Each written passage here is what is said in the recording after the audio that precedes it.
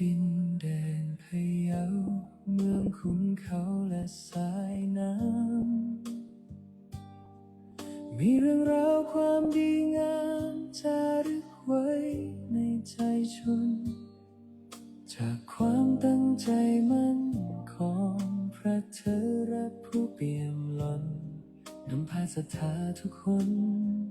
สู่ภูกามยาวแดนร่มเย็น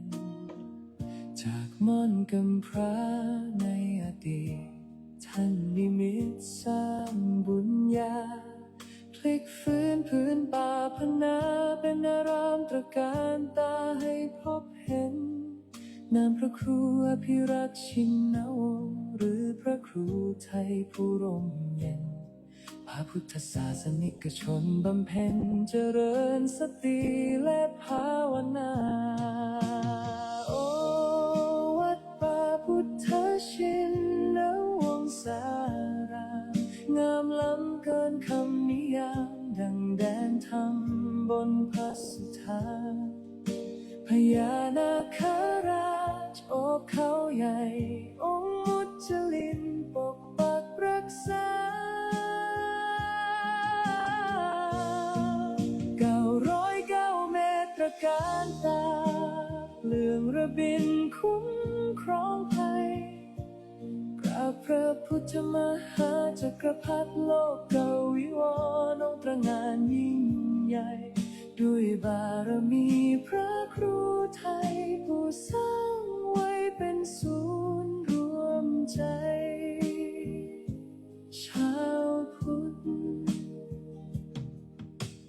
มูลนิธิพุทธสุวรรณภูมิร่วมล้อมรวมความศรัทธาสร้างส่วนรวมใจล้านนาให้มีที่พึ่งทางใจสูงสุดงานเผยแผ่พระศาสนาท่านทุ่มเทไม่เคยหยุดเพื่อเป็นสถานปฏิบัติวิมุตติจุดแสงสว่างกลางใจคนสัตนาคราชปกปักรักษาแดนธรรมเสียงสวดมนต์เช้าค่ำดังก้องกังวานทุกหนกุศลที่ท่านสรรสร้างยังรากลึกในใจชนเป็นบุญตาบุญกุศลที่ได้มาย่นเยือนพะเยาโอวัดป่าพุทธชินวงศารามงามล้ำเกินคำนิยามดังแดนธรรมบนพระสุธาพญานาคราชโอบเขาใหญ่องค์มุจลินปกปักรักษา909 เมตรการตาเลื่องระบินคุ้มครองภัยกราบพระพุทธมหาจักรพรรดิโลกเกวิวรณ์องค์ตระหง่านยิ่งใหญ่ด้วยบารมีพระครูไทยผู้สร้างไว้เป็นศูนย์รวมใจชาวพุทธกราบแทบเท้าด้วยศรัทธาพระครูอภิรักษ์ชินวงศ์เจตนารมณ์ท่านมั่นคงสืบสานธรรมตลอดไปวัดป่าพุทธชินวงศารามศูนย์รวมศรัทธาแห่งชาวไทย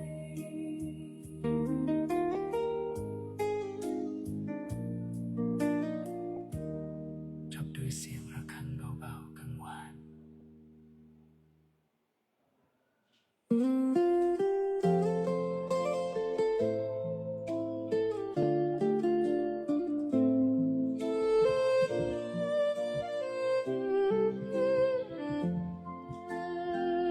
น้อมจิตกราบลง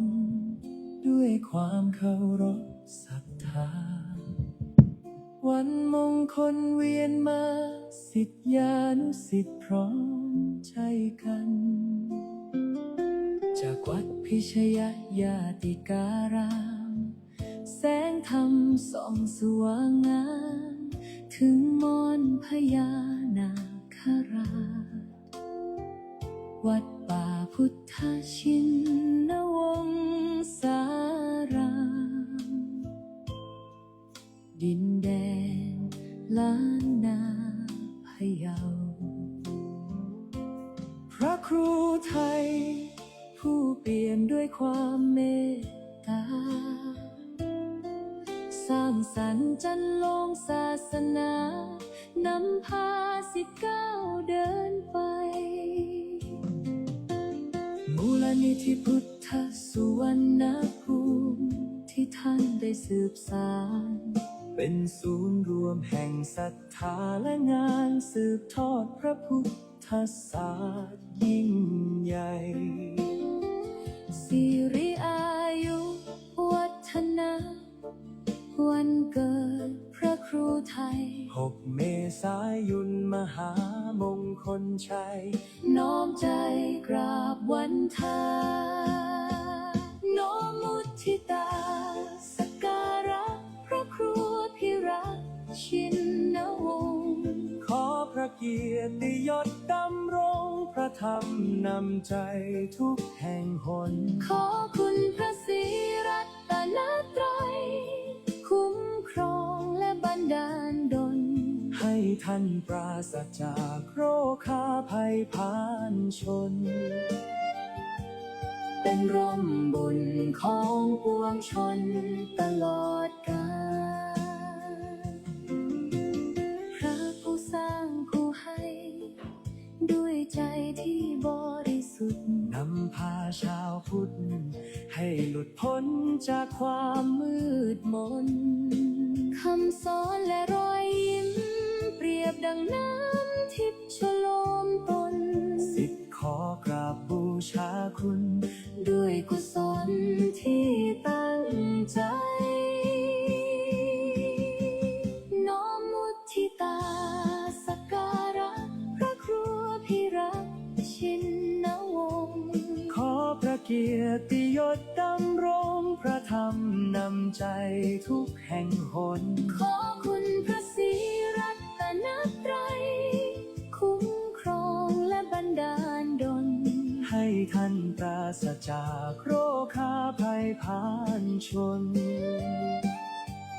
เป็นร่มบุญของปวงชนตลอดกาลขอน้อมกราบแทบเท้าเจริญสิริอายุวัฒนาพระครูอภิรักษ์ชินวงศ์สาธุสาธุสาธุขอความนอบน้อมในพระรัตนตรัยอันมีคุณพระพุทธคุณพระธรรมคุณพระสงฆ์ขอถวายความอาลัยในหลวงพ่อเจ้าพระคุณสมเด็จพระพุทธชินวงศ์องค์อดีตเจ้าวาดวัดพิชยญาติการามขอโอกาสและถวายความเคารพในพระมหาเถรานุเถระเพื่อนกัลยาณมิตรเพื่อนกัลยาณธรรมทุกรูปทุกท่านขอความสุขความสวัสดีจงบังเกิดมีแก่ญาติโยมญาติธรรมลูกหลานมนต์มหาจักรพรรดิทุกคนที่ได้มาสวดมนต์ในค่ำคืนนี้เป็นค่ำคืน2171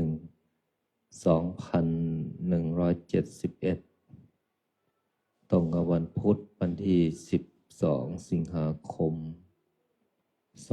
2569ในค่ำคืน1 ทุ่มค่ำคืนนี้เป็นวันสำคัญอีกวันหนึ่งของแผ่นดินไทยที่ประสบนิกรชาวไทยทุกหมู่เราจะได้แสดงออกถึงความรัก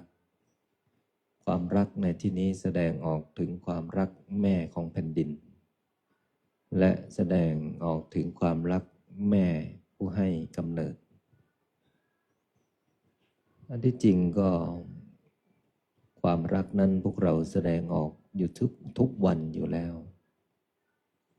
คนที่ยังมีแม่อยู่ ถือว่าเป็นคนที่ยังมีความโชคดี คนที่แม่ไม่อยู่ที่จากลาลับโลกนี้ไป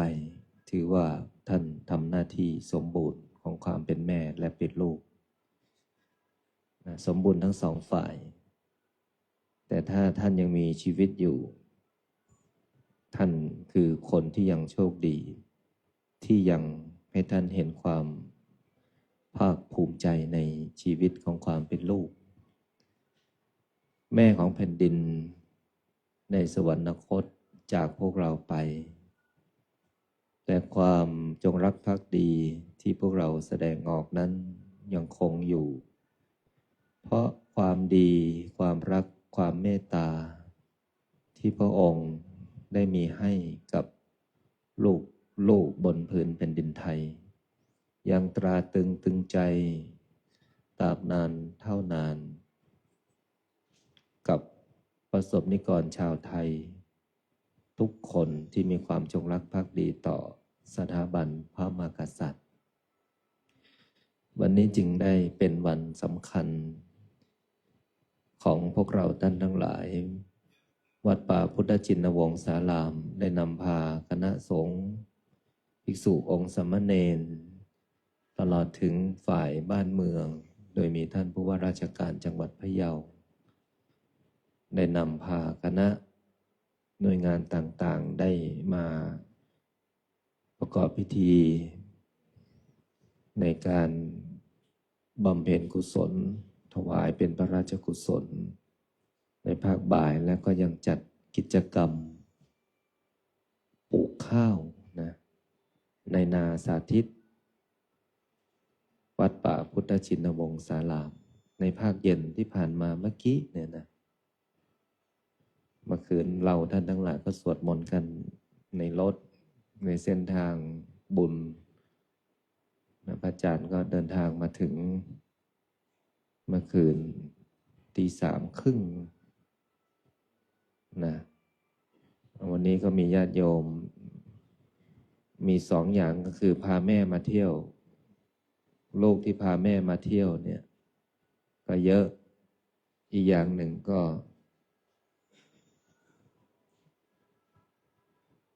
แม่พาลูกมาเที่ยวนะ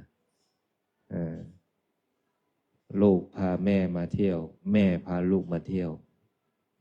จุดนัดพบนัดหมายกับที่วัดม่อนพญานาคราช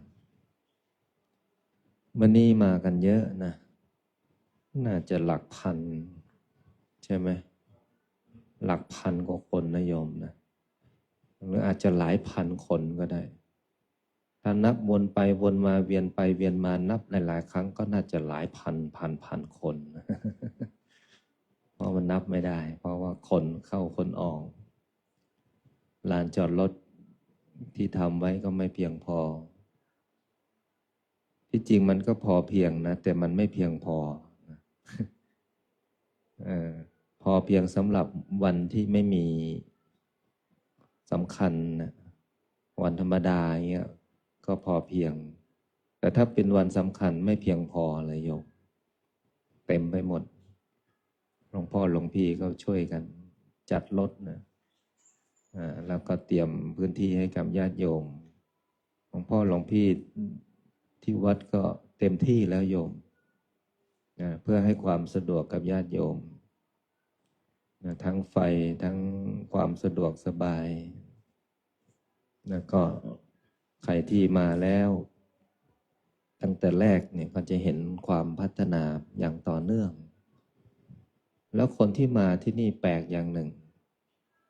มาแล้วไม่อยากกลับมาแล้วมาอีก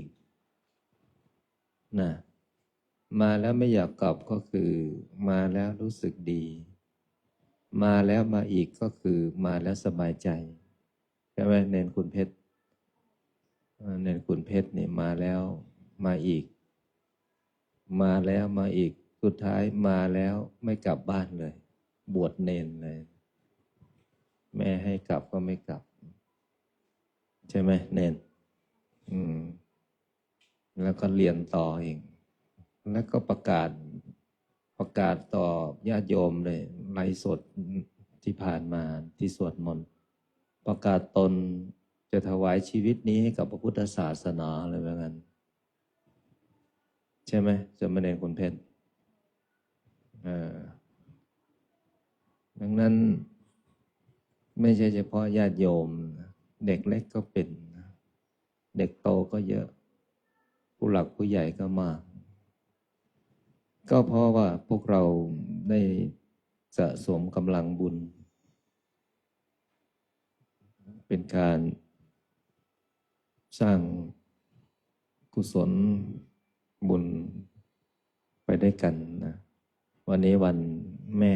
ใครที่มีแม่ที่บอกว่าโชคดีก็ยังมีแม่ให้กราบไหว้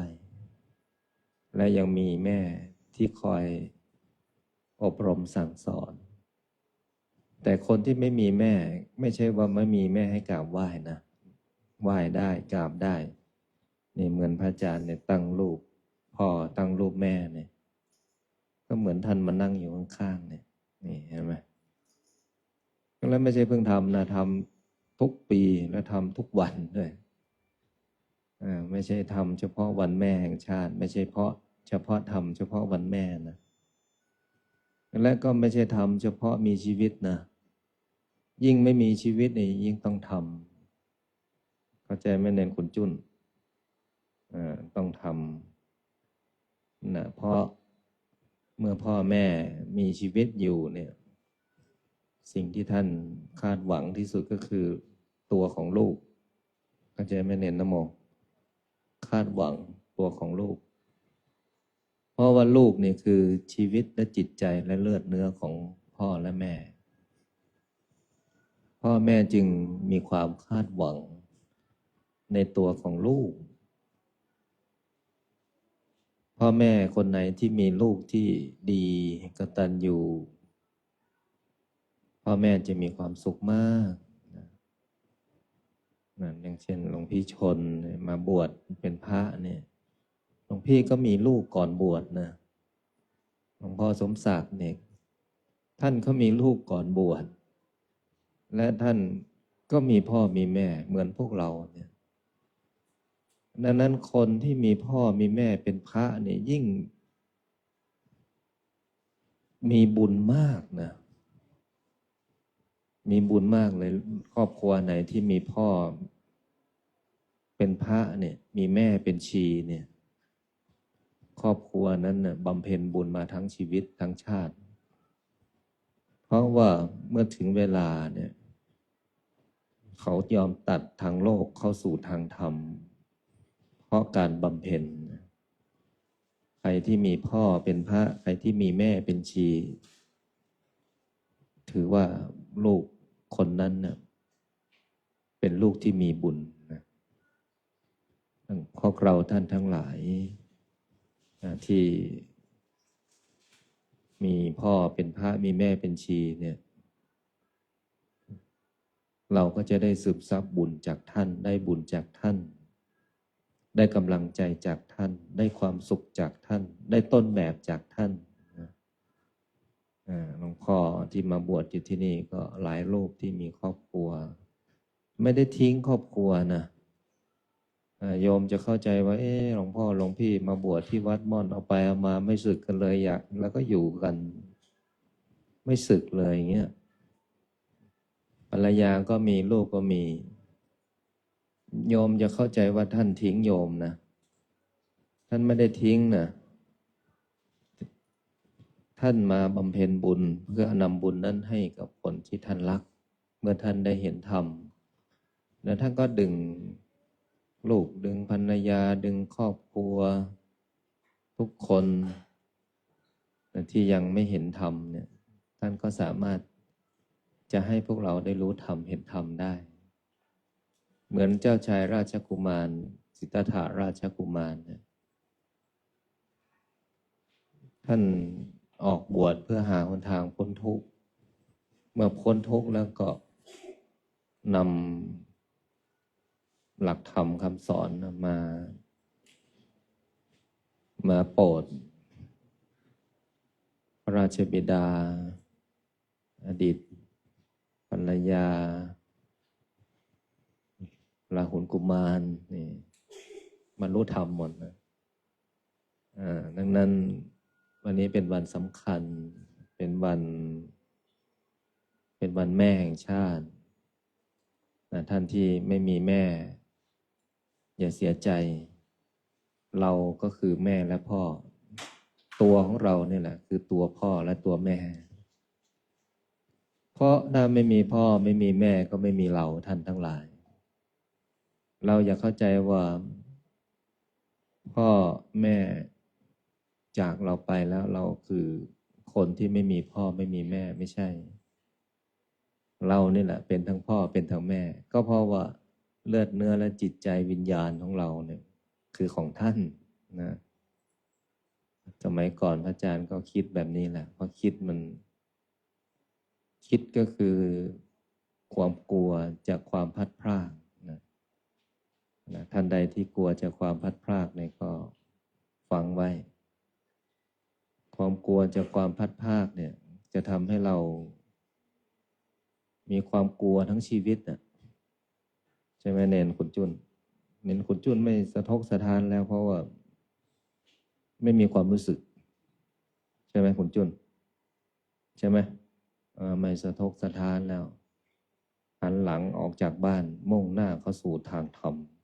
ปฏิบัติธรรมบ้างหลับบ้างกินบ้างนอนบ้างเล่นบ้างวิ่งบ้างน้ำท่วมสระก็กระโดดสระบ้างหาปลาบ้างแต่ไม่กินปลาใช่ไหม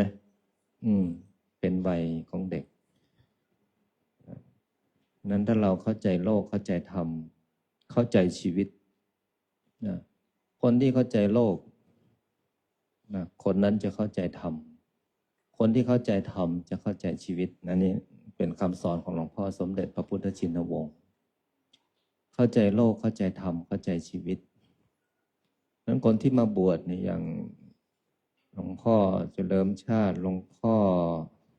กิมเล้งเนี่ยหลวงพ่อกำเนี่ย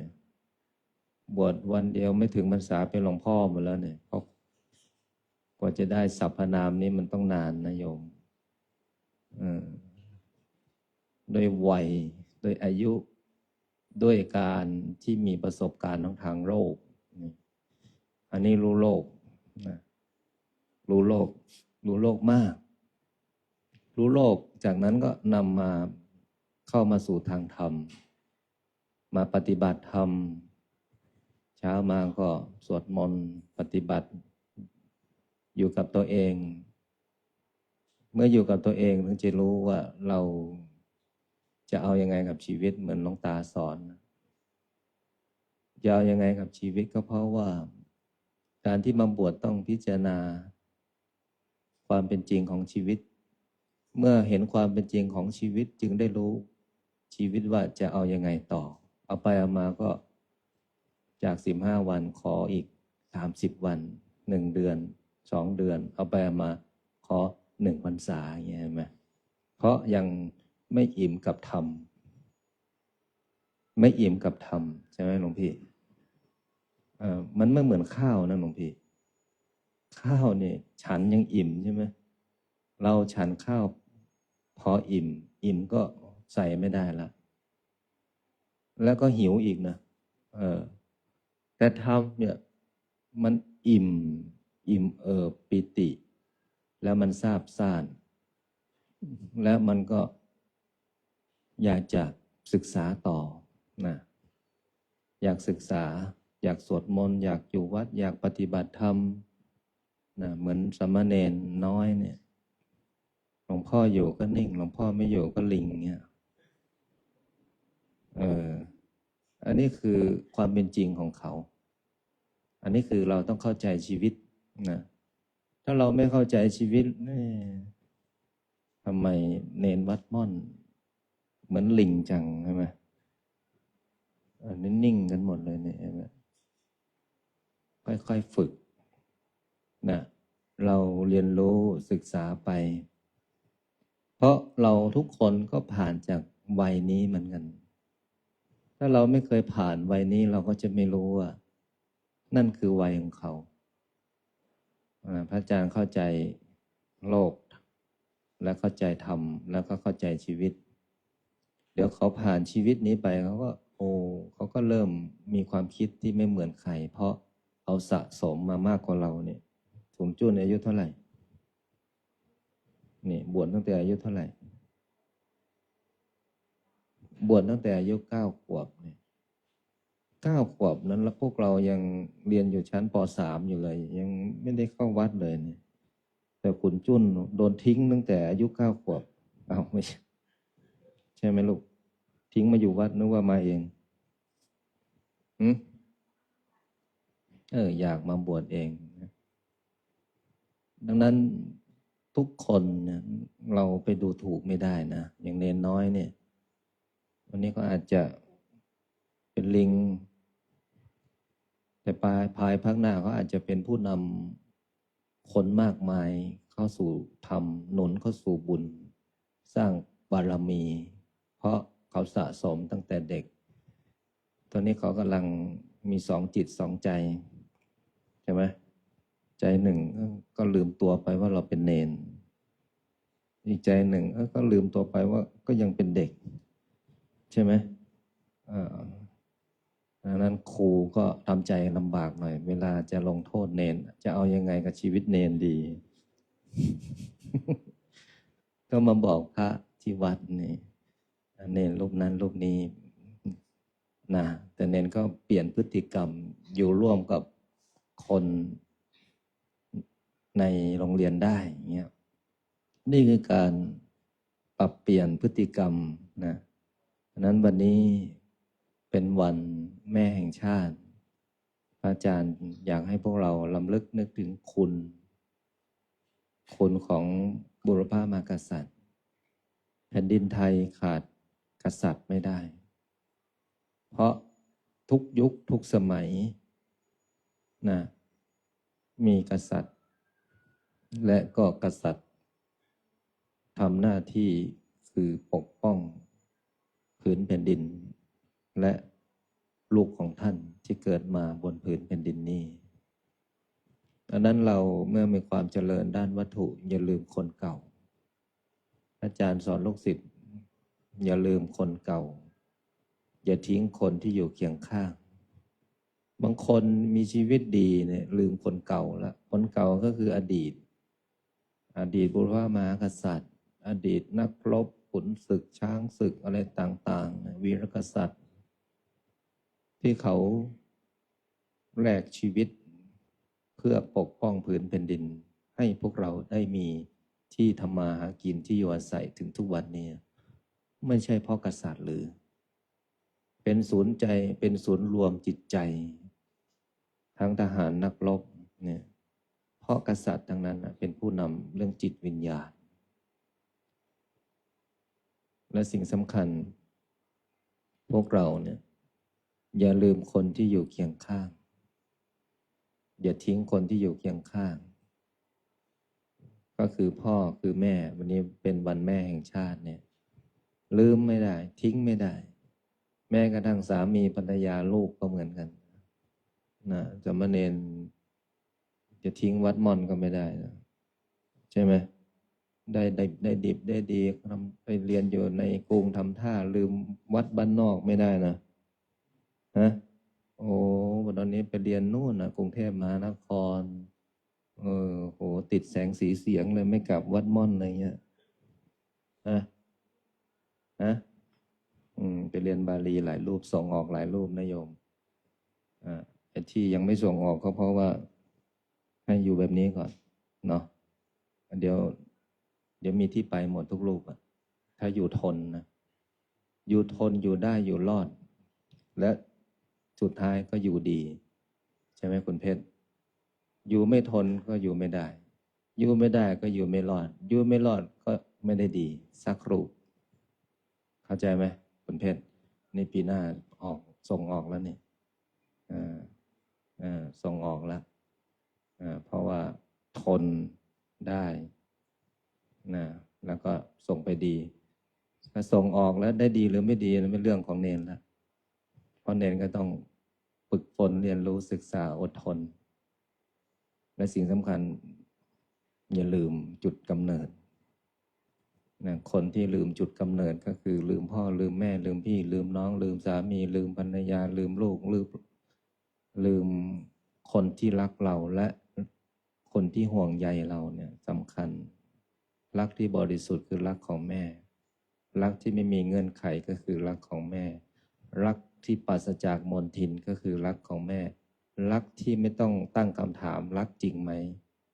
เพราะท่านรักเราด้วยความบริสุทธิ์และจริงใจนี่คือรักของแม่นะแต่ถ้ารักแบบสามีภรรยาอันนั้นก็ต้องไปถามหลวงพี่กำหลวงพี่เอนั่นนะเพราะท่านผ่านครอบครัวมาถามพระอาจารย์ก็ไม่ได้กูก็ไม่เคยมีครอบครัว นะดังนั้นเราต้องไปถามหลวงพี่หลวงพ่อสมศักดิ์หลวงพี่ชนแต่ท่านพ้นแล้วท่านพ้นนะพ้นจากความทุกข์ที่เกิดจากการใช้ชีวิตอย่างทางโลกนะนั้นพวกเราท่านทั้งหลายทุกคนนะที่ได้มาสวดมนต์ญาติโยมก็มากันหลายคนอาจารย์ไม่รู้หรอกมาจากไหนแต่มาที่นี่ก็คือมาเพื่อสร้างความดีมาเพื่อสวดมนต์มาเพื่อปฏิบัติธรรมมาเพื่อใจสงบมาเพื่อจิตใจนิ่งนะถ้ามาแล้วไม่สงบไม่นิ่งนะเราก็จะมีความกระวนกระวายด้านจิตใจเพราะนั้นมาแล้วก็ตัดทางโลกออกไปเลยไม่ต้องคิดอะไรมากอยู่กับการสวดมนต์อยู่กับการปฏิบัติธรรมนะที่นี่มีการปฏิบัติธรรมทุกวันศุกร์เสาร์อาทิตย์นะศุกร์เสาร์อาทิตย์มีตลอดในพรรษานี้นะถ้าใครจะมาปฏิบัติธรรมก็มาได้นะโยมนะที่นี่มีเปิดปฏิบัตินะกินนอนสวดมนต์นะก็ขอให้พวกเรามีความสุขกับการที่มาอยู่วัดนะโยมนะ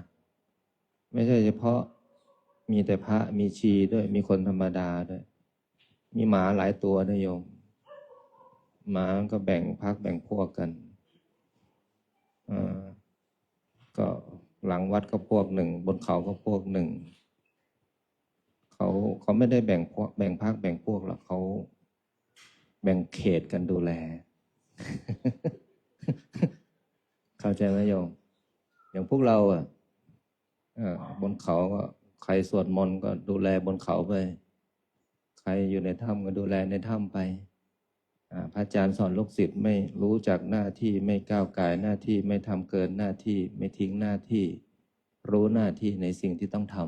ำมาเขาก็รู้หน้าที่ของเขาอารักขาขอบเขตของเขาเนี่ย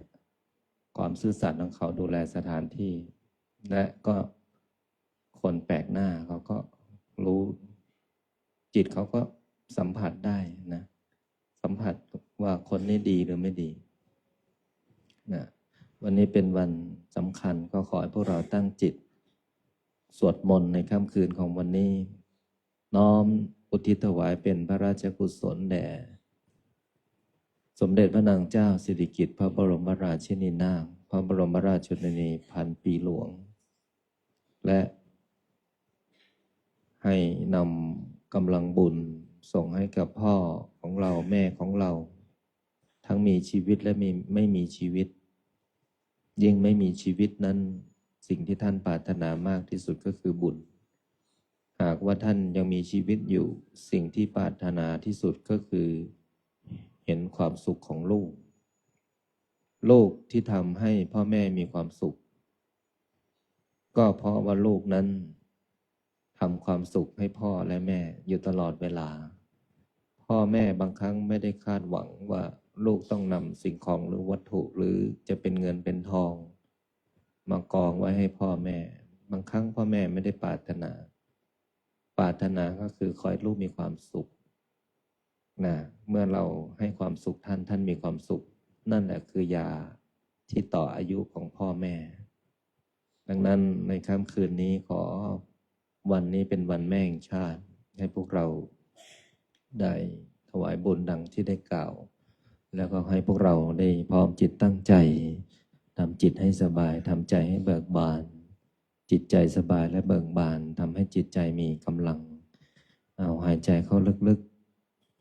ๆหายใจออกยาวๆ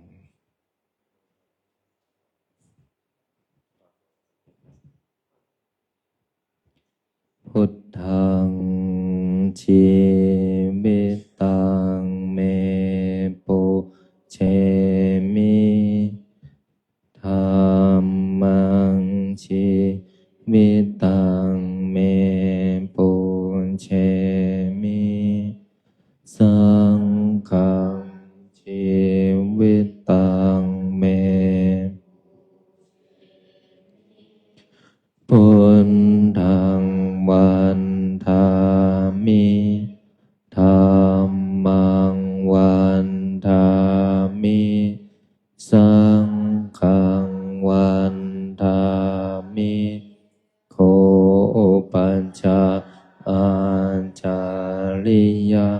คุณังวันทามิมาตามปิตุคุณังวันทามิพันไตสิกขา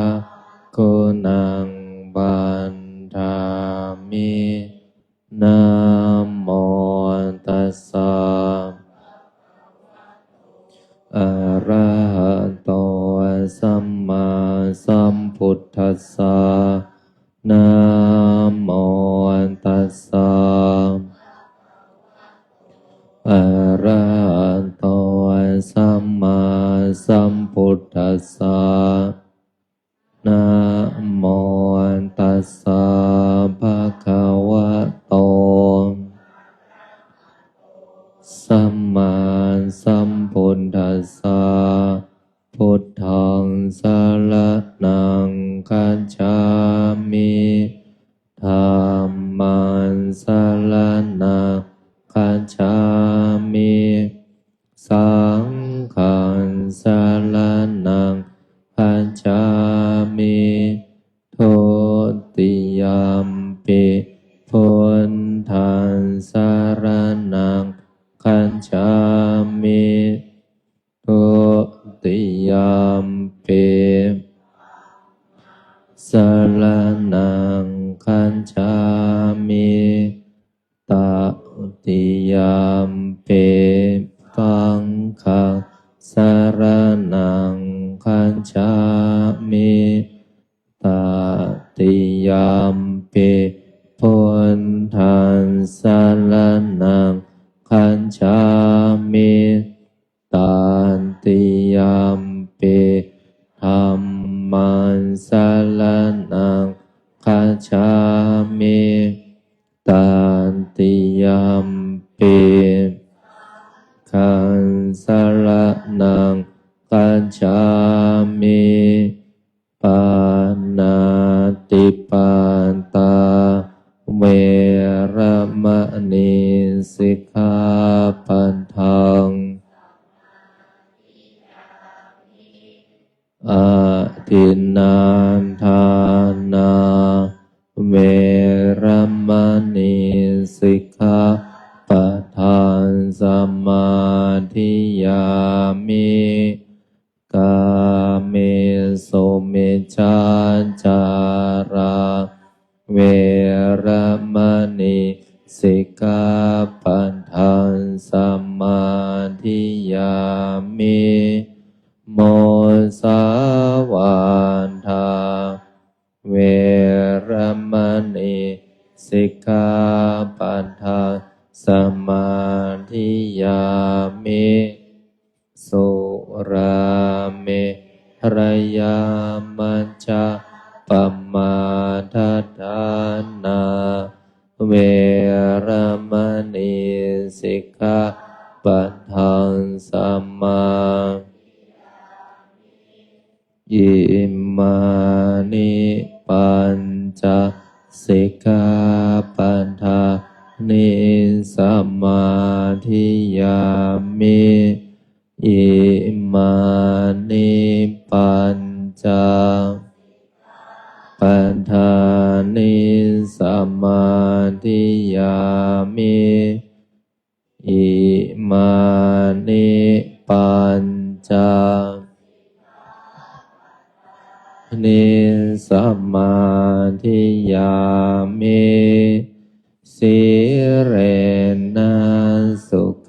ติงยันติสีเรนะโภคสัมปัฏฐาสีเรนะนิพพุติงยันติวิโสทะเยนะโมตัสสะภะคะวะโตสัมมาสัมพุทธัสสะนะโมตัสสะภะคะวะโตอะระหะโต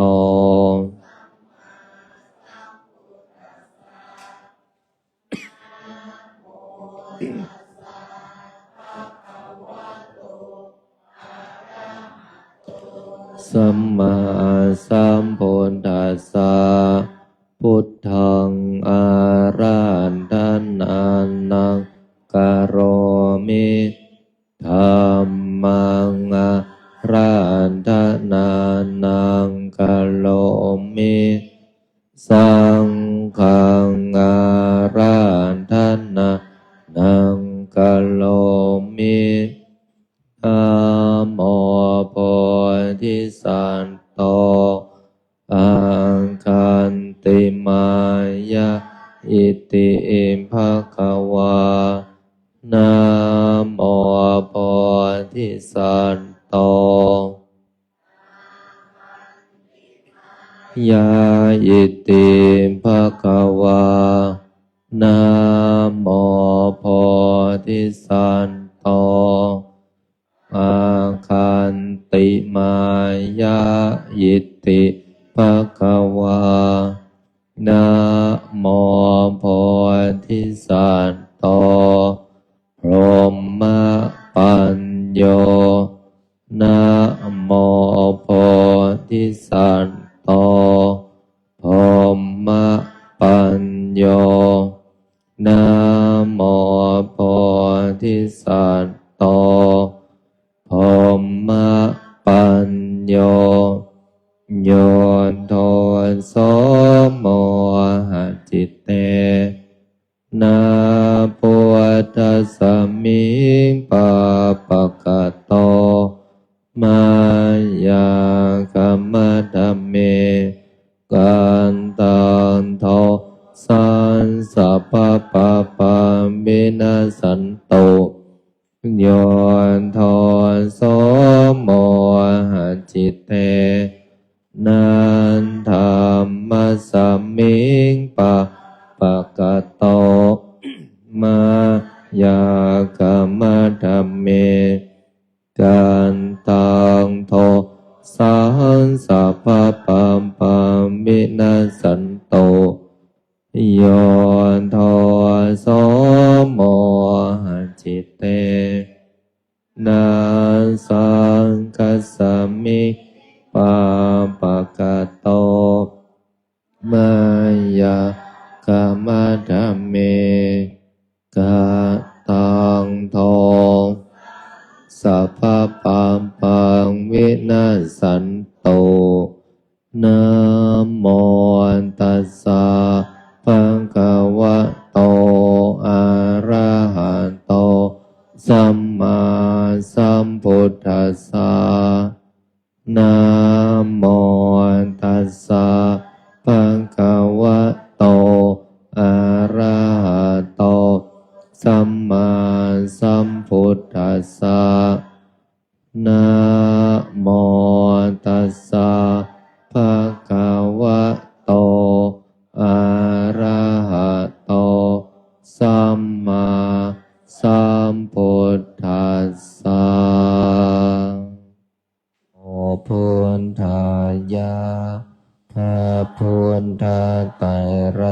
นาญาณมานีโนภาลานสิสหัสสะสุธรรมาพุทโธธรรมโมสังโฆยะถาพุทโมนาพุทธาบูชาธรรมบูชาสังฆบูชาอาคิทานังวารังคันทังสิวาริจมหาเถลังอาหังวันทามิทุระโตอาหังวันทามิธาตุโยอาหังวันทามิสัพพโตพุทธาธรรม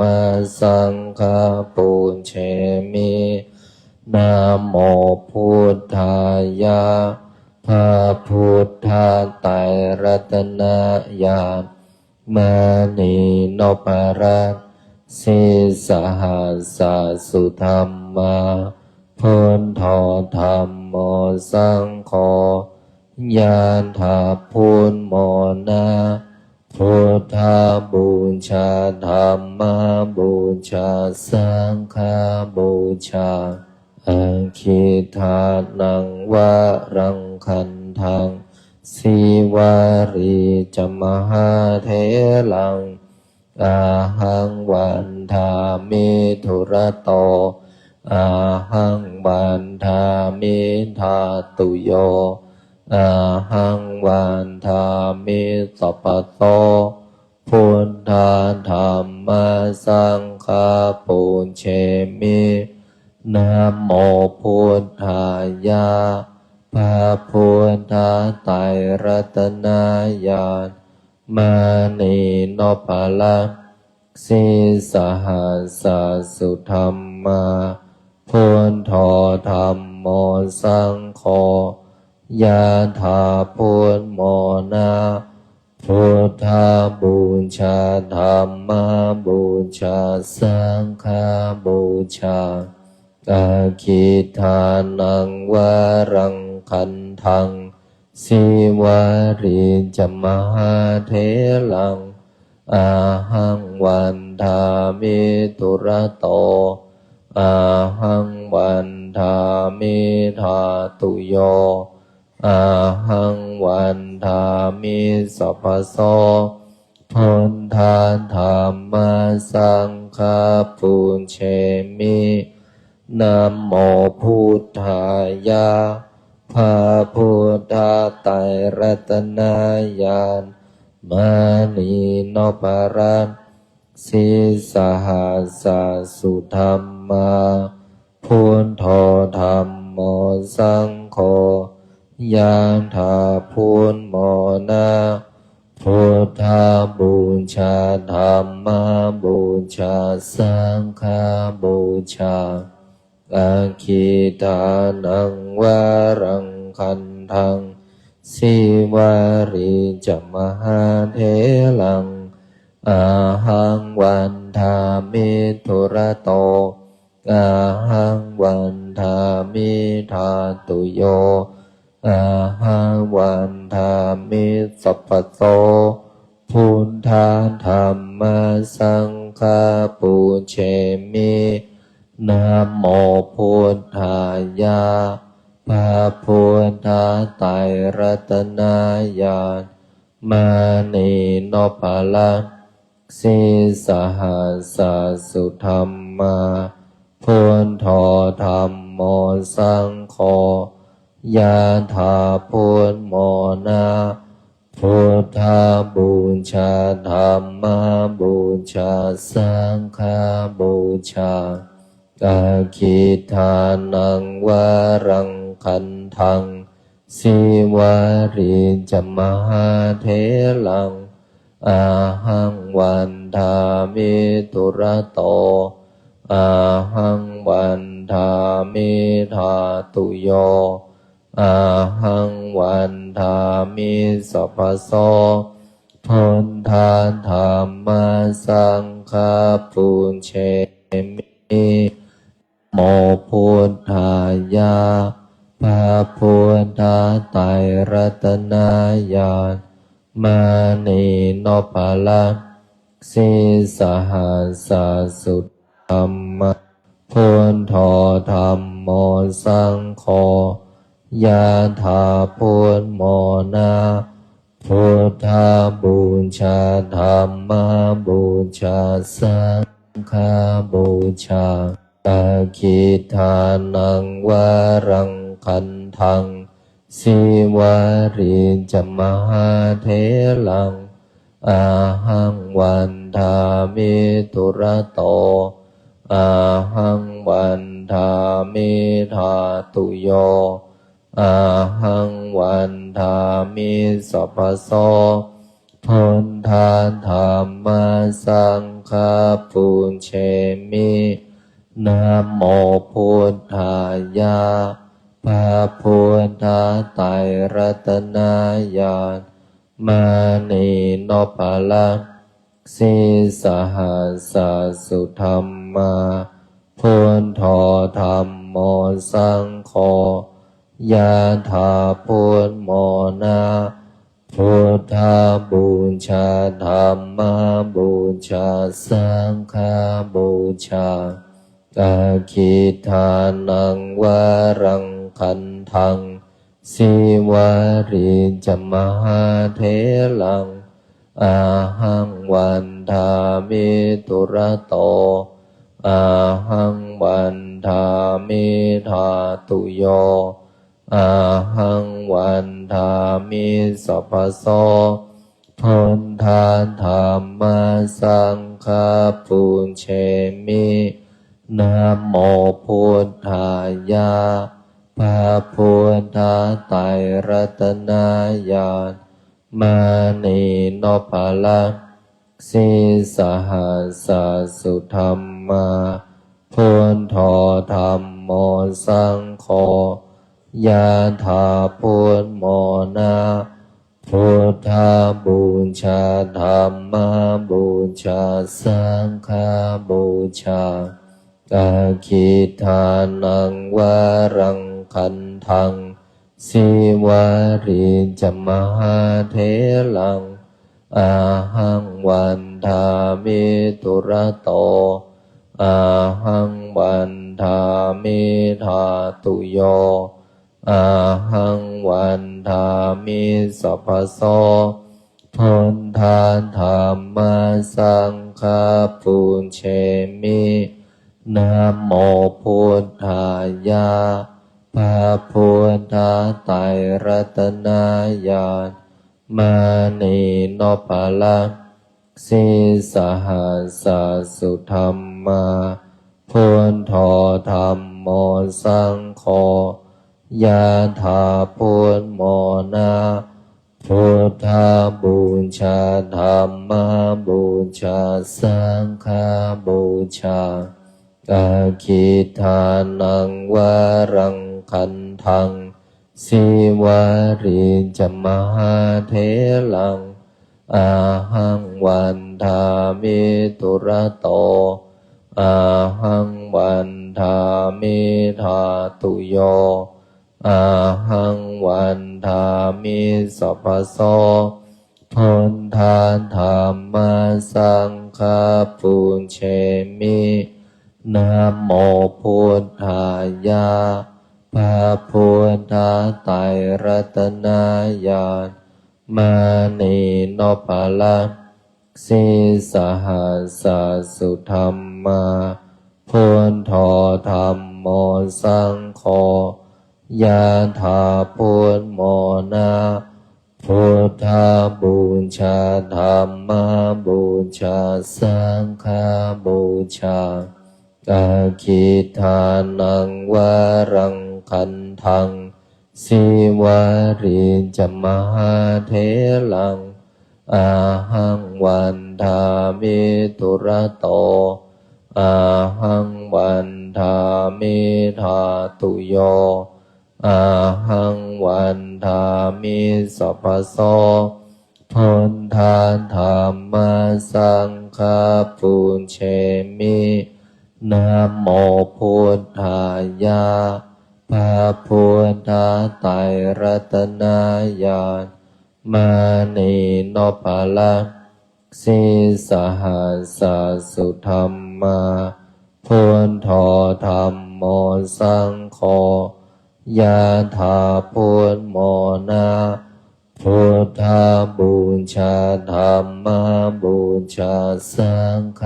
บูชากาคิทานังวารังคันทังสิวาริจมหาเถลังอาหังวันทามิตุระโตอาหังวันทามิธาตุโยอาหังวันทามิสัพพโสพุทธาธรรมสังฆปุญเช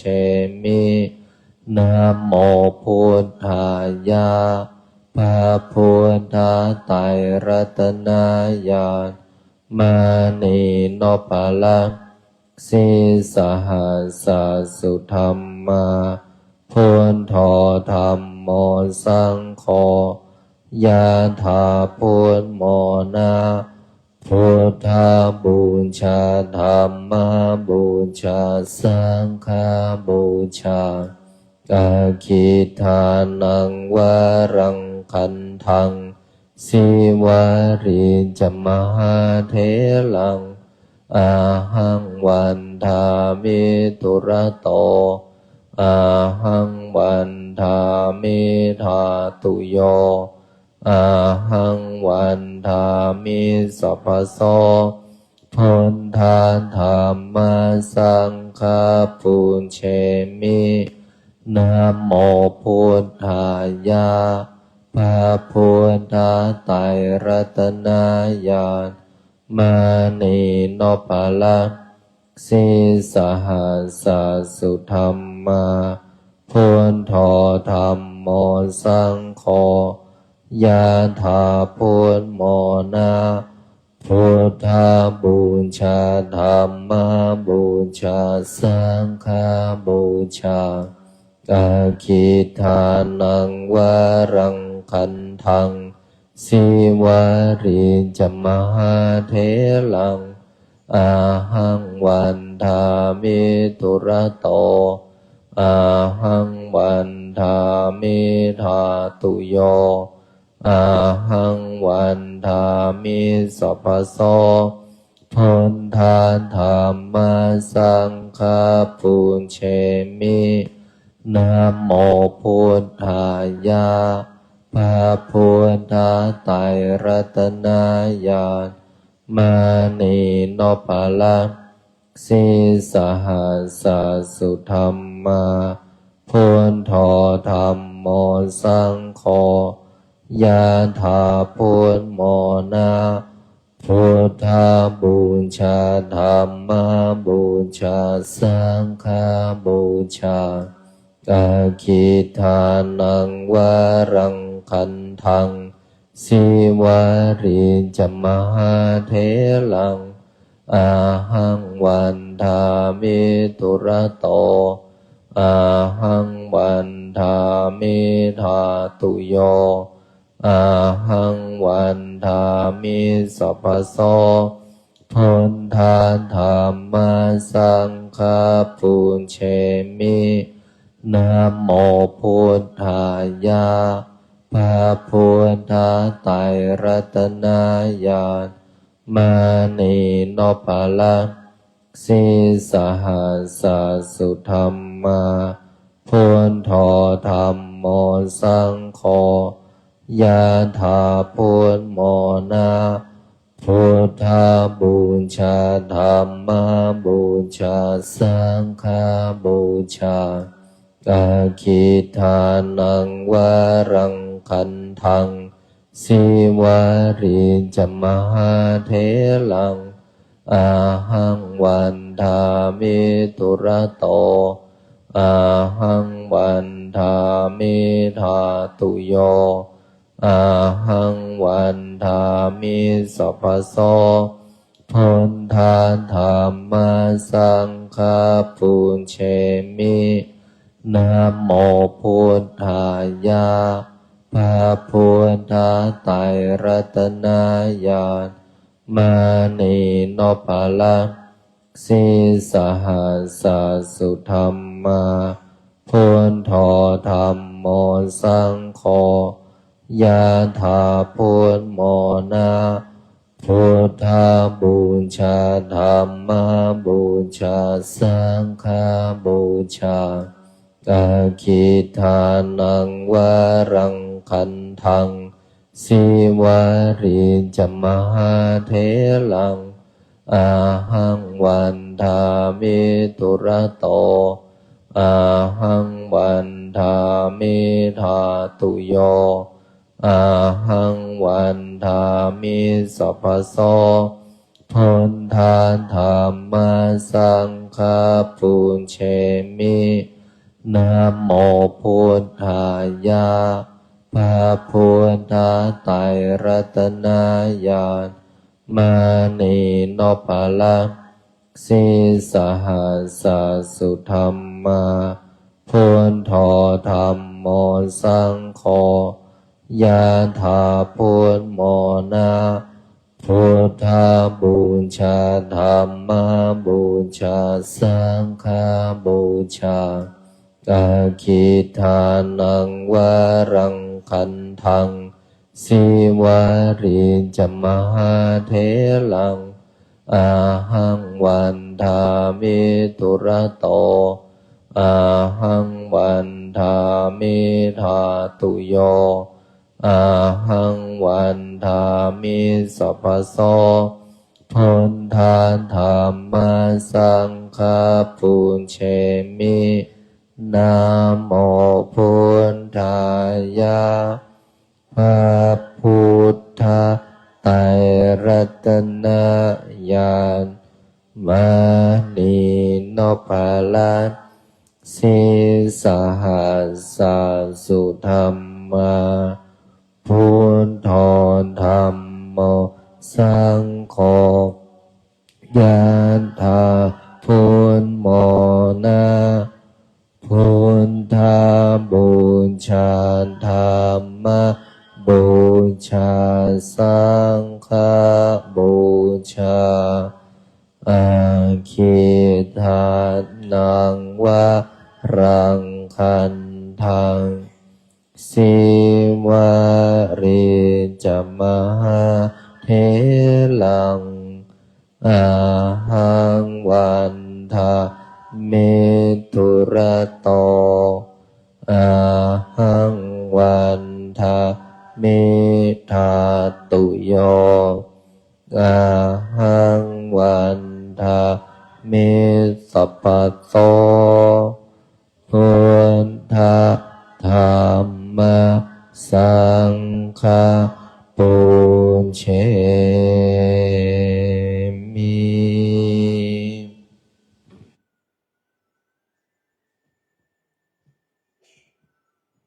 เข้าสู่การทำสมาธินะปรับเปลี่ยนอิริยาบถท่านั่งท่านที่นั่งเก้าอี้ก็มือประสานกันไว้หน้าตักท่านที่นั่งกับพื้นก็นั่งขัดสมาธิตั้งตัวให้ตรงหายใจเข้าลึกๆหายใจออกยาวๆ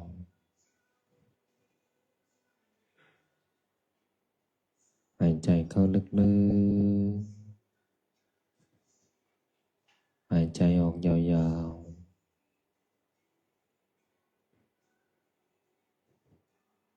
มีสติอยู่ที่ลมหายใจหายใจเข้าพุทหายใจออกโทบริกรรมพุทโธพุทโธพุทโธพุทโธไม่เพ่งไม่เก่ง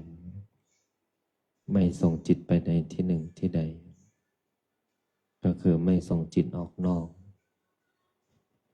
จิตอยู่กับลมหายใจมีสติรู้ในขณะหายใจเข้าในขณะที่หายใจออกเมื่อจิตของเราผ่อนคลายอารมณ์ก็รู้สึกสบายสบายจิตที่ผ่อนคลายจิตที่สบายก็เป็นจิตที่สงบ เมื่อเราสวดมนต์จิตของเราก็รู้สึกสบายเมื่อเรานั่งสมาธิจิตของเราก็รู้สึกสงบเมื่อจิตของเราเป็นสมาธิจิตก็ไม่หวั่นไหวไม่วอกแวกไม่สับสายจิตก็เป็นอารมณ์เดียวรวมเป็น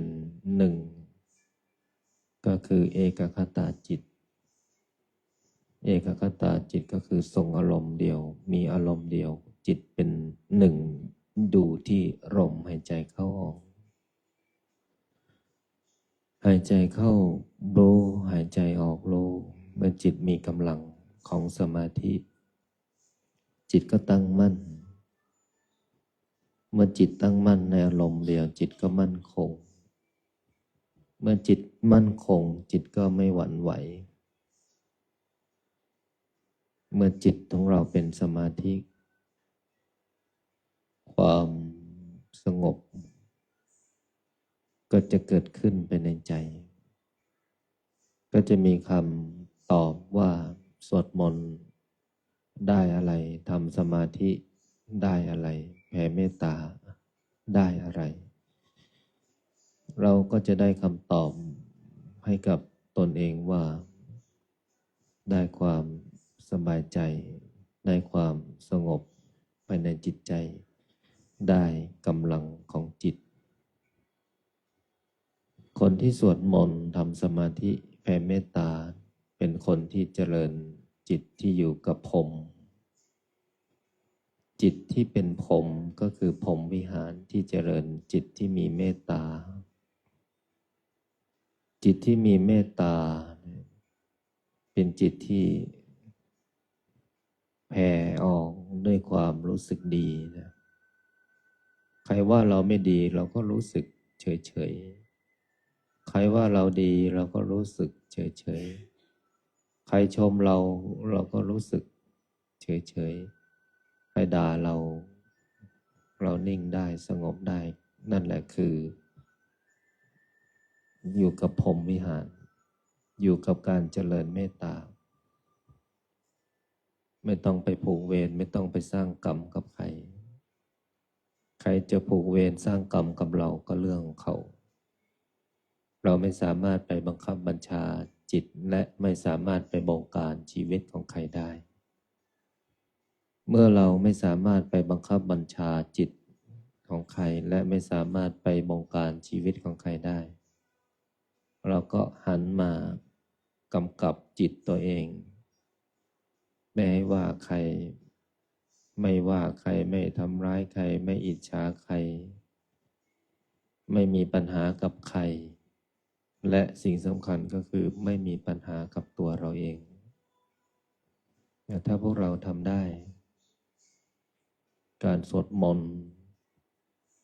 การทำสมาธิการแผ่เมตตา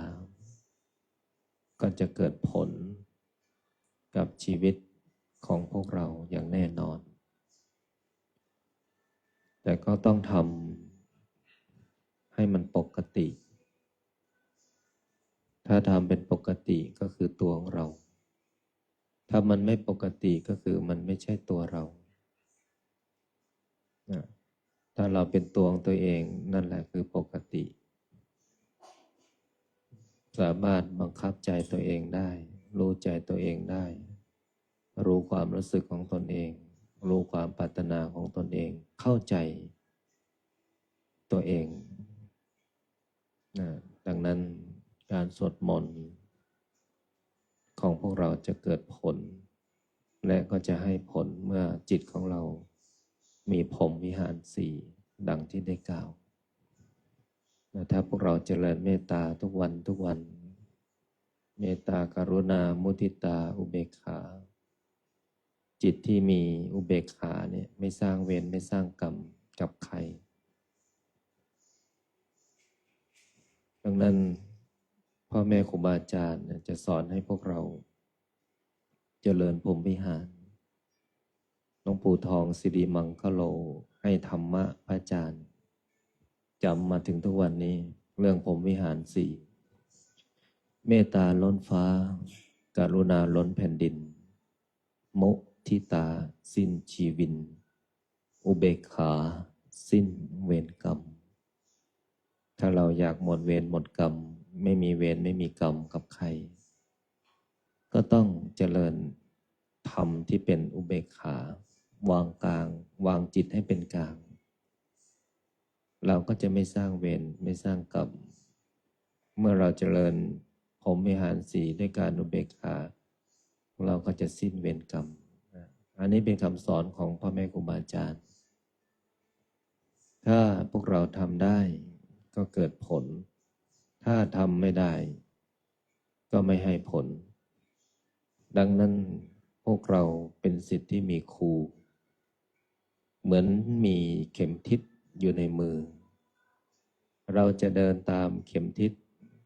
และคำสอนจะเดินตามหรือไม่ก็เป็นสิ่งที่เราเลือกเองแม้กระทั่งพระพุทธเจ้าพระพุทธเจ้าก็เป็นเพียงผู้บอกเราจะเดินตามคำสอนที่พระพุทธเจ้าสอนนำพาปฏิบัติได้หรือไม่ก็อยู่ที่ตัวของพวกเรานั้นพระพุทธเจ้าก็เป็นเพียงผู้บอกนะให้พวกเราท่านทั้งหลายกำหนดจิตสบายเสียงอันใดที่เข้ามากระทบก็เข้าแค่หูแต่อย่าให้เข้าถึงใจคนที่แยกจิตแยกกายแยกรูปแยกนามแยกอายตนะภายในอายตนะภายนอกนั่นแหละคนที่มีจิตที่ทรงกำลังมันทำได้ยากแต่ก็ไม่ได้ยากสำหรับคนที่เข้าใจคนที่เข้าใจก็อาจจะทำได้ง่ายสำหรับคนที่ฟังและนำไปปฏิบัติไม่มีสิ่งใดยากเพราะสิ่งที่ยากพระพุทธเจ้าไม่สอนและพระพุทธเจ้าไม่ให้พวกเราไปลองผิดลองถูกเพราะพระพุทธองค์ทำมาแล้วสิ่งที่ยากพระพุทธองค์ทำในสิ่งที่ยากให้เป็นสิ่งที่ง่ายดังนั้นพวกเรากินนอนสวดมนต์ปฏิบัติธรรมเข้าใจโลกเข้าใจธรรมก็คือเข้าใจตัวเองสุดท้ายโลกและธรรมจบที่ใจของผู้ปฏิบัติโลกและธรรมไม่ใช่อยู่กับคนอื่นโลกและธรรมจบที่ตัวเราถ้าเรารู้โลกรู้ธรรมวางจิตให้เป็นกลางวางใจให้สงบโลกก็ไม่ใช่ของเราความเป็นจริงของชีวิตนี่แหละคือธรรมธรรมนี่แหละคือชีวิตคือความเป็นจริงของสัจธรรมเมื่อเราเข้าใจสัจธรรมความเป็นจริงของชีวิตก็คือธรรมที่ปรากฏเกิดขึ้นกับจิตของพวกเราไม่ยากแต่ก็ไม่ง่ายถ้าพวกเรากินนอนสวดมนต์ทุกวันก็เข้าถึงและเข้าใจนะก็ขอให้ความสุขความสวัสดีจงบังเกิดมีแก่พวกเราทุกคนในค่ำคืนของวันนี้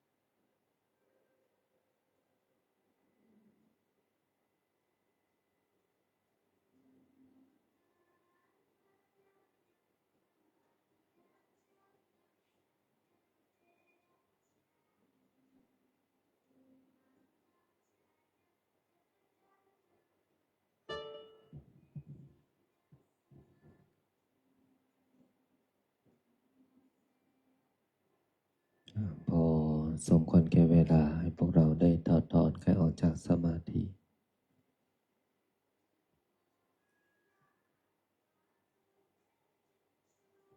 ตั้งใจแผ่เมตตากว่าน้ำหมดพิกชีวิตตั้งนะโมพร้อมกัน3 จบนะโมตัสสะภะคะวะโตอะระหะโตสัมมาสัมพุทธัสสะนะโมตัสสะภะคะวะโตอะระหะโตสัมพุทธัสสะนะโมตัสสะภะคะวะโตพุทธังสรณังคัจฉามิพระพุทธเจ้าเป็นที่พึ่งเป็นสรณะของข้าพเจ้าธัมมังสรณังคัจฉามิพระธรรมเป็นที่พึ่งเป็นสรณะของข้าพเจ้าสังฆังสรณังคัจฉามิพระสงฆ์เป็นที่พึ่งเป็นสรณะของข้าพเจ้าสิทธัตโธอะสโมโลเกพระพุทธเจ้าท่านมีพระนามว่าสิทธัตถะพระพุทธเจ้าไม่มีผู้อื่นผู้ใดเสมอเปรียบในโลกนะโมโพธิสัตว์โตอาคันติมายะอิติภังควาสิริวิชยโยนะโม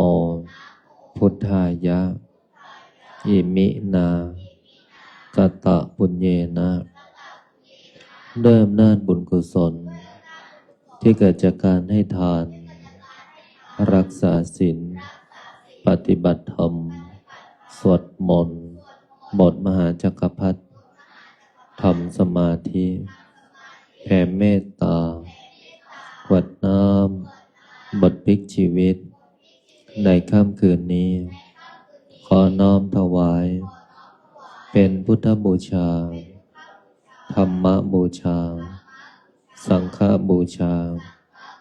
และขอน้อมถวายแด่ครูบาอาจารย์อันมีหลวงปู่ทวดสมเด็จพระพุทธาจารย์โตพรหมรังสีครูบาเจ้าศรีวิชัยนักบุญแห่งล้านนาหลวงปู่ดูเจ้าของมนต์มหาจักรพรรดิหลวงพ่อเกษมหลวงพ่อคูณหลวงพ่อเจ้าประคุณสมเด็จพระพุทธชินวงศ์สมศักดิ์อุปาสมามหาเถระองค์อดีตเจ้าวาดวัดพิชัยญาณทุกรูปและหลวงตามาเป็นที่สุดและขออุทิศน้อมถวายเป็นพระราชกุศลแด่ดวงทิพวิญญาณของอดีตบุรพมหากษัตริย์ไทยทุกพระองค์ทุกสมัยและขอน้อมถวายเป็นพระราชกุศล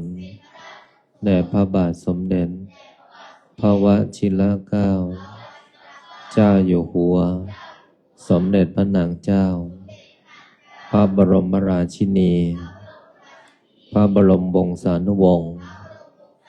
ทุกพระองค์และขออุทิศน้อมถวาย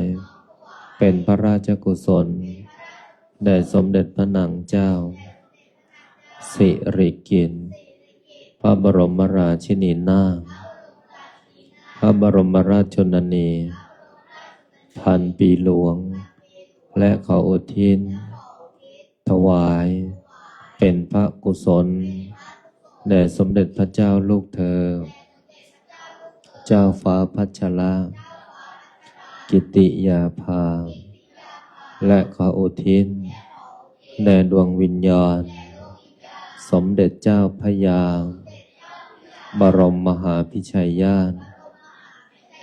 ทัดบุญนาคผู้สร้างวัดพิชัยญาณ ขอส่วนผลบุญนี้จงสำเร็จแก่บิดามารดาอันมีชื่อว่าขอให้บิดามารดาของข้าพเจ้าจงมีแต่ความสุขขอส่วนผลบุญนี้จงสำเร็จแก่ครูประชาจารย์ญาติพี่น้องทั้งหลายเจ้ากรรมนายเวรทั้งหลายเจ้าที่เจ้าทางเจ้าที่ที่บ้าน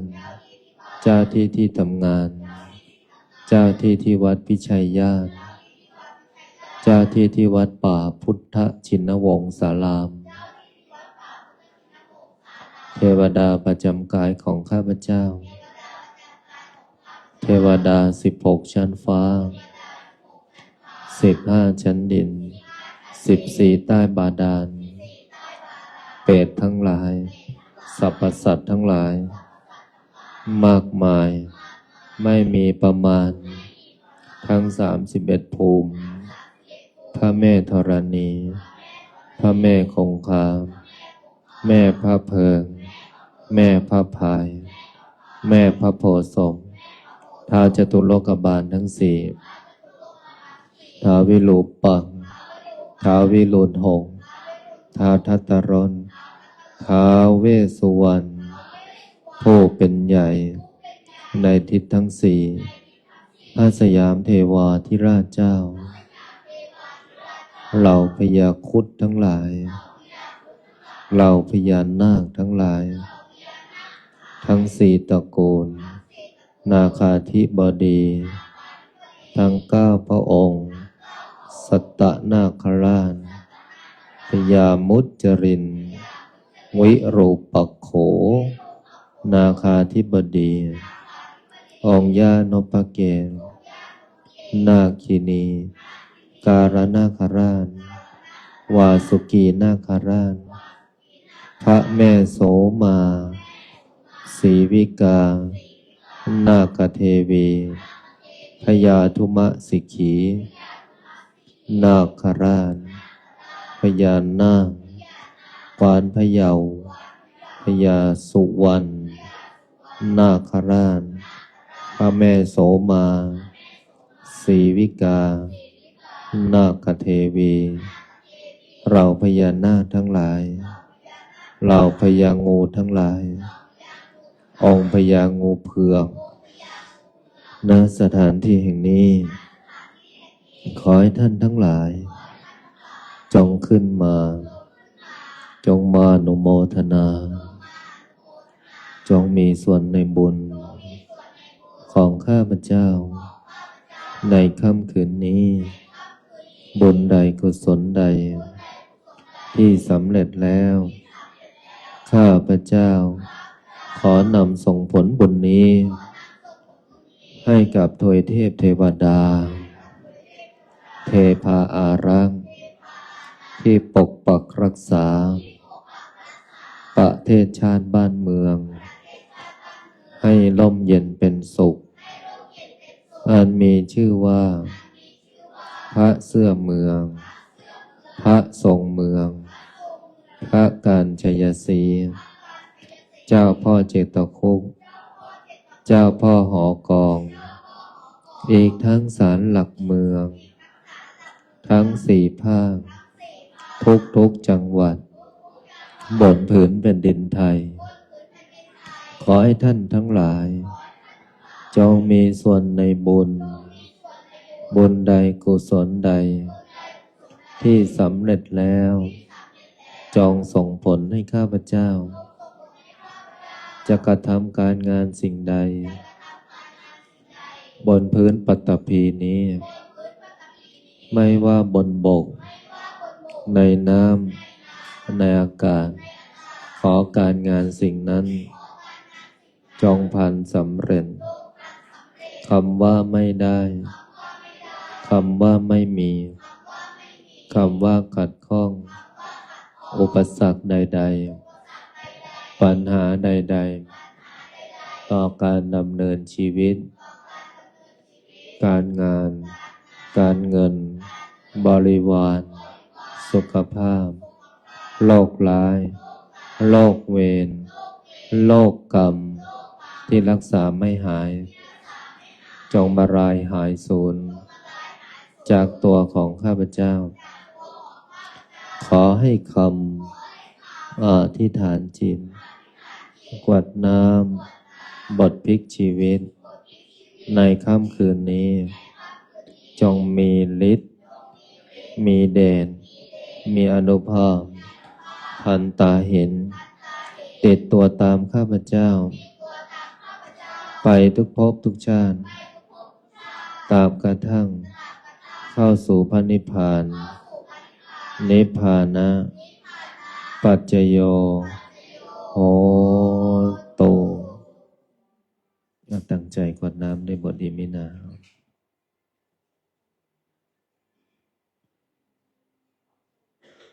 อิมินาบุญญากรรมเมนาอุปัชฌายโคโนตาลาอาจาริโยภการาจาชยตากาสุริโยจันติมาราชาโกนะพระปิจาภัมมามาลาจาอินทาจาโลกปาราจายะโมเมตามาโนสัจจามันจัตตาเวริกาปิจาสัมสุขิโหนโตบุญญาณิปกตานิเมโสจติวิทังเทนโตกิปังปาเปทาโม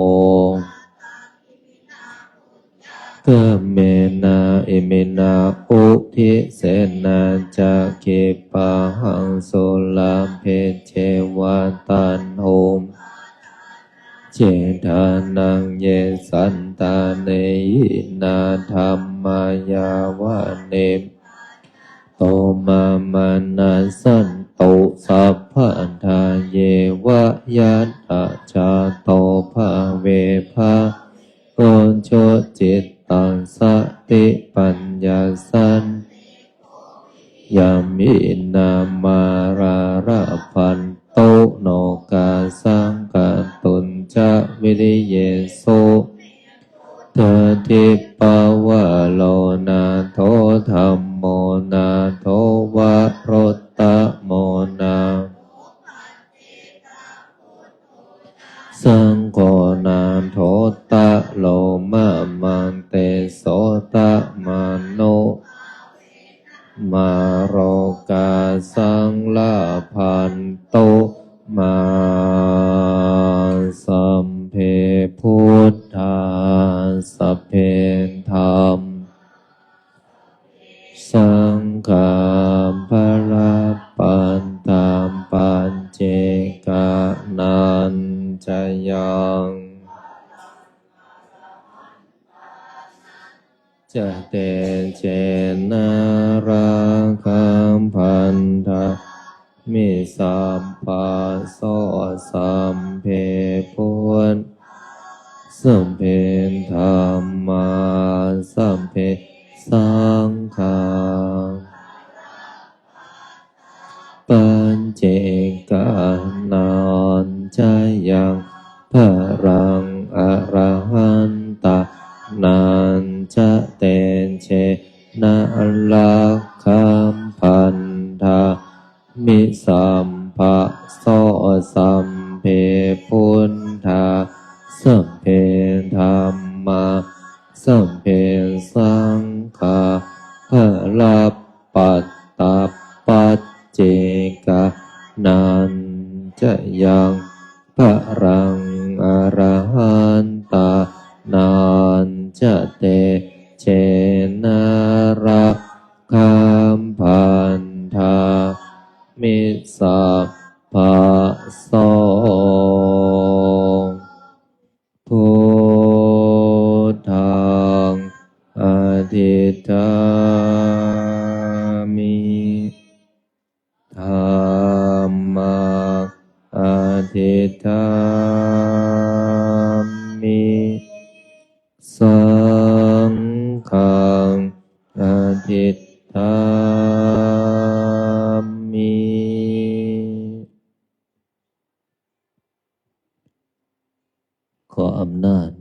ศลที่เกิดจากการสวดมนต์บทมหาจักรพรรดิธรรมสมาธิแผ่เมตตากรวดน้ำบทพลิกชีวิตในค่ำคืนของวันนี้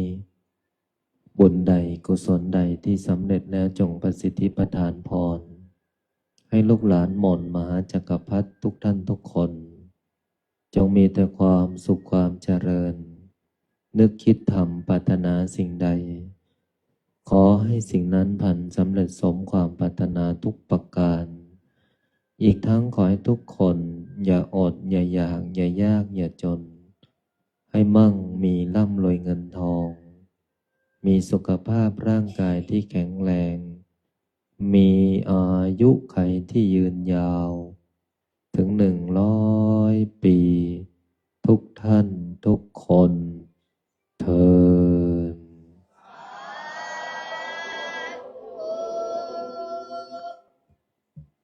นอนหลับฝันดีบุญรักษาเทวดาคุ้มครองทุกคนพบกันใหม่พรุ่งนี้วันพระเตรียมตัวสวดมนต์มหาจักรพรรดิและมหาสันติงหลวง1 ทุ่มเจอกันกราบลาพระรัตนตรัยพร้อมกันนะอะระหังสัมมาสัมพุทโธภะคะวาพุทธังภะคะวัตตังอะภิวาเทมิสวากขาโตภะคะวะตาธัมโมธัมมัสนามัสสามิสุปฏิปันโนภะคะวะโตสา